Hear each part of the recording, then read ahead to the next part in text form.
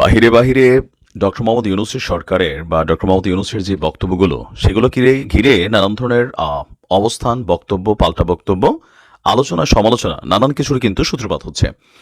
এই আলোচনার মধ্যে সবচেয়ে বেশি গুরুত্বপূর্ণ যেটা যে নিষিদ্ধ করা হয়েছে ছাত্রলীগকে। আগামী নির্বাচনে আওয়ামী লীগের অবস্থান কি থাকবে, নির্বাচনে আসলে কবে হবে এ নিয়ে বিএনপির মধ্যে সংশয়, শঙ্কা। কেউ কেউ বলছেন যে এই সরকার 3 থেকে 4 বছর ক্ষমতায় থাকবেন, সরকার বলছে আমরা যত দ্রুত সম্ভব নির্বাচন দিব। তো প্রধান কি পয়েন্ট যেহেতু নির্বাচন, সেই নির্বাচনে বাংলাদেশ আওয়ামী লীগ কি নির্বাচন করতে পারবে, বা আওয়ামী লীগকে কি নির্বাচনের সুযোগ সুবিধা দেওয়া হবে, আওয়ামী লীগকে কি নিষিদ্ধ করা হবে, এরকম নানান প্রশ্ন ছিল ভারতীয় গণমাধ্যম দ্য হিন্দুর। কার কাছে? আমাদের যিনি প্রধান উপদেষ্টা ডক্টর মোহাম্মদ ইউনূসের সাথে। ভারতীয় সংবাদ মাধ্যম দ্য হিন্দুকে দেওয়া একটা সাক্ষাৎকার আপনার আজকে প্রচারিত হলো আপনার হিন্দুর অনলাইন সংস্করণে, তাদের পত্রিকাটার ওয়েবসাইটে তারা এই বিষয়টা সামনে নিয়ে এসেছে। সেখানে প্রধান গুরুত্বপূর্ণ একটা বক্তব্য বা প্রশ্ন ছিল, আওয়ামী লীগকে আগামী নির্বাচনে প্রতিদ্বন্দ্বিতার সুযোগ দেওয়া হবে কিনা। এখানে আওয়ামী লীগ বলতে শুধুমাত্র শেখ হাসিনা বা হাতে গোনা কয়েকজন মন্ত্রী, এমপি, বিষয়টা তা না। এখানে একটা দলের বক্তব্য সামনে এসেছে। তো সেই প্রশ্নের জবাবে ডক্টর মোহাম্মদ ইউনূস যেই মন্তব্য করেছেন, এই মন্তব্যে কিছুটা রহস্যজনক অবস্থান আমার কাছে মনে হয়েছে। তিনি বলছেন যে এইটা ইতিমধ্যে ঘোষণা করা হয়েছে। তো কি ঘোষণা করা হয়েছে? আমরা রাজনৈতিক দলের বিষয়ে সিদ্ধান্ত নিতে চাইনি।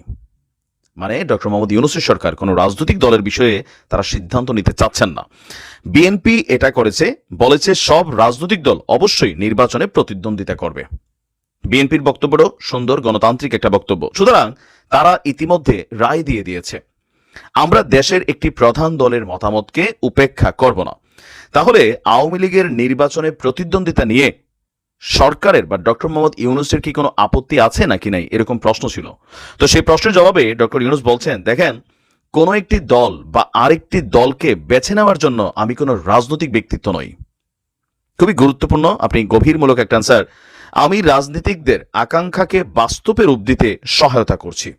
আবারও পড়ছি, লাইনটা রিপিট করছি, কোনো একটি দল বা আরেকটি দলকে বেছে নেওয়ার জন্য আমি কোনো রাজনৈতিক ব্যক্তি নই। মানে বিষয়টা এরকম না যে ডক্টর মোহাম্মদ ইউনূসের সরকার কোনো একটা দলকে স্পেশালি কোনো সাপোর্ট করবে। লাইক অনেকে ভাবছেন যে বিএনপিকে সাপোর্ট করবে, কিন্তু গেল 100 দিনের সরকারের বিভিন্ন কার্যক্রম, বক্তব্য, সমন্বয়কদের বি টিম, সরকারের বি টিম হচ্ছে সমন্বয়করা, তাদের বক্তব্য, তাদের সকল কিছু যদি আপনি ফোকাস করেন, তো সেই ক্ষেত্রে অনেক জিনিস স্পষ্ট হয়ে উঠেছে যে বিএনপির প্রতি মানুষের যে একটা চিন্তা ভাবনা ছিল যে না, এই সরকার বিএনপিকে হয়তো এখানে সাপোর্ট করবে বা সামহাও, কিন্তু আপনি দেখেন অনলাইন থেকে শুরু করে এই সরকারের সমালোচনা, উপদেষ্টাদেরকে নানান ধরনের হুমকি ধামকিও অনলাইনে বক্তব্যের মধ্যে কিন্তু বিভিন্ন সময় আসতে স্যার। এতে সরকারও আবার এই সকল মন্তব্য, রাজনৈতিক বক্তব্য কোনো কিছুকে পাত্তা না দিয়া সরকারের যেটা করার দরকার তারা ওইটা করছে। এখন কি করছে এটা নিয়ে হচ্ছে বিএনপির প্রশ্ন, যে 100 দিন চলে গেল, কি সংস্কার করলেন, বা সামহাও নানান ধরনের প্রশ্নে কিন্তু সরকারকে জর্জরিত করছে। বাট সরকার বলছে গত 100 দিনে তাদের যেই সংস্কার কার্যক্রম এটা মাইল ফলক অর্জন করেছে। রিজার্ভ থেকে শুরু করে অনেক কিছুতেই তারা আপনার সমৃদ্ধ করেছে। আবার যে বৈদেশিক ঋণ আছে, রিজার্ভে হাত না দিয়ে বিলিয়ন বিলিয়ন ডলার তারা বৈদেশিক মুদ্রা যেগুলো আমাদের ঋণ ছিল সেগুলো পরিশোধ করেছে। এছাড়াও নির্বাচন সহ বিভিন্ন গুরুত্বপূর্ণ ইস্যুতে যেই জিনিসগুলোর খুবই জরুরি সংস্কার দরকার, সেগুলো চলমান প্রক্রিয়া। বিভিন্ন কমিশন গঠন করা হয়েছে, আর সেই কমিশনগুলোর প্রস্তাব সরকার শুনছে, সেইটার আলোকে সংস্কার আপনার প্রয়োজনীয় যে পদক্ষেপ সেটা নিতে যাচ্ছে। তো ডক্টর মোহাম্মদ ইউনূসের এই বক্তব্য সোজা স্পষ্ট ইঙ্গিত দেয় যে এই সরকার আসলে আওয়ামী লীগকে নিষিদ্ধ ডিরেক্টলি করবে না। কেন করবে না? এটা একটা আইনি প্রক্রিয়ায়, যেমন ধরেন ছাত্রলীগকে নিষিদ্ধ করা হয়েছে একটা প্রক্রিয়ার মাধ্যমে বা একটা বিশেষ কারণ দেখিয়ে। তো আওয়ামী লীগ মানে শুধুমাত্র শেখ হাসিনা অথবা হাতে গোনা 2-4-20 জন এমপি মন্ত্রী না। এখানে আওয়ামী লীগ বলতে একটা বিশাল দল। তো তাদের মধ্যে আমাদের প্রেস সচিব যিনি আছেন শফিকুল ইসলাম সাহেব গেল কয়েকদিন আগে বললেন যে যারা ধরেন কি বলা হয় যে অপরাধী না, আওয়ামী লীগের মধ্যে যারা ভালো রাজনীতিবিদ আছেন তারা চাইলে রাজনীতির জন্য তাদের কিন্তু পজিটিভ একটা ফিডব্যাক দেওয়ার চিন্তা ভাবনা আছে। আওয়ামী লীগ মানে যারা দুর্বৃত্তায়ন করেছেন, লুটপাট করেছেন, তাদের বিচার হতে হবে, তাদেরকে সাজার আওতায় আনতে হবে। কিন্তু এর বাহিরে যেহেতু দলটির অফিসে এখন কেউ যাচ্ছে না, কেউ এখানে বিবৃতি দিচ্ছে না, কোনো টেলিভিশন টকশো টিভিতে তারা হাজির হচ্ছেন না, আর আমরা যাদেরকে আওয়ামী লীগ হিসেবে চিনতাম, মানে গণমাধ্যম বলেন, টেলিভিশন টকশো বলেন, তারা সবাই দেশ ছেড়ে গেছে, কেউ পলাতক আছে, কেউ আত্মগোপনে আছে, বিভিন্ন জায়গা থেকে গ্রেপ্তার হচ্ছে। সো যেই মূল টিমটা আমরা এত লাস্ট 16 বছর বা 17 বছর দেখেছি, তাদের বাহিরে আরও যে আওয়ামী লীগ আছে সম্ভবত তাদেরকে আপনার রাজনীতিতে আসার সুযোগ দেওয়া হবে বা নির্বাচনের সুযোগ দেওয়া হবে আওয়ামী লীগকেই।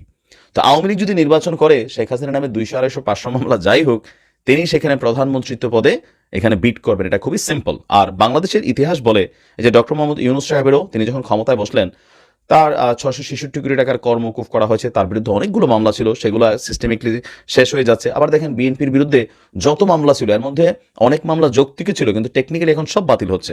আবার এই শেখ হাসিনার বিরুদ্ধে এখন যে মামলা বা মন্ত্রীদের এই যে কারাবরণ বিভিন্ন, এগুলো আবার ধরেন সামহাও যদি ভোটের দিন খালি মানে ব্যালটের মধ্যে সিল পড়ে আর বিকালবেলা করে আওয়ামী লীগ পাশ করছে, তখন দেখবেন এগুলা ঝরা পাতার মতন এসব মামলা ঝরে যায়। এটা বাংলাদেশের রাজনৈতিক ট্রেন্ড বা কালচার। তো এই মুহূর্তে আসলে আওয়ামী লীগের জন্য সামনের নির্বাচন, আওয়ামী লীগ নির্বাচনে অংশগ্রহণ করবে, এটা 100-100 একদম ক্লিয়ার মেসেজ, এটা আমরা বুঝি। হারুক জিতুক আওয়ামী লীগ মাঠ ছাড়বে না, এটা হচ্ছে বাস্তবতা। তো সেই বাস্তবতার পরিপ্রেক্ষিতে আওয়ামী লীগকে নির্বাচন করতে গেলে হয়তো নানান পরীক্ষার মধ্যে দিয়ে পাশ করতে হবে। যেই অপরাধ তাদের দ্বারা সংগঠিত হয়েছে সেগুলোর বিচারের মুখোমুখি হতে হবে। অথবা শেখ হাসিনা কি দেশের বাহিরে থেকেই প্রধানমন্ত্রী পদে নির্বাচন করবেন কিনা সেটার তো সুযোগ নেই, টেকনিক্যালি হয়তো এখানে বিট করা হবে। তো সকল কিছু মিলিয়ে আওয়ামী লীগের জন্য মোটামুটি যতটুকু বুঝতে পারছি, গণতান্ত্রিক প্রক্রিয়াকে ডেভেলপ করার জন্য সরকারের জায়গা থেকে গণতান্ত্রিক প্রক্রিয়ার প্রতি শ্রদ্ধা রেখে ভাষা প্রয়োগ করছেন, কিন্তু ভেতরে ভেতরে বা সামনে হয়তো কি ঘটে সেটা আসলে এখন আগ থেকেই আঁচ করে বলা যাচ্ছে না। সময়ের সাথে হয়তো এগুলো আস্তে আস্তে সামনে আসবে। ভালো